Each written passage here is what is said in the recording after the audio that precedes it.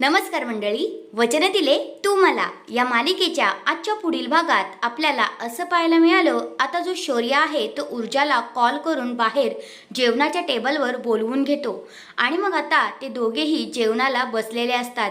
तेवढ्यातच आता शौर्य ऊर्जाचा हात पकडतो आणि म्हणतो, मी तुला भेटण्यासाठी किती आतुर होतो तुला माहिती आहे का? तरी तू कल्पनाही करू शकत नाहीस इतका आतुर मी होतो, असं तो आता इकडे ऊर्जाला बोलत असतो।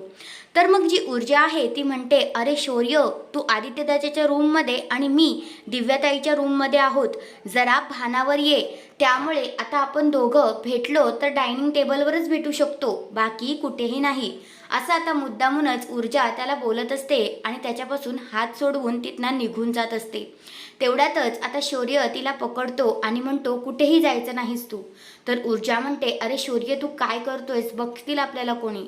पण ती शौर्य ऊर्जाचं काहीच ऐकत नाही। नंतर मग आता ऊर्जाला म्हणतो, असं हसू नकोस, तू मला वेड लावते आहेस, असं शौर्य आता ऊर्जाला बोलतो आणि ऊर्जा त्याच्याकडे बघतच बसते।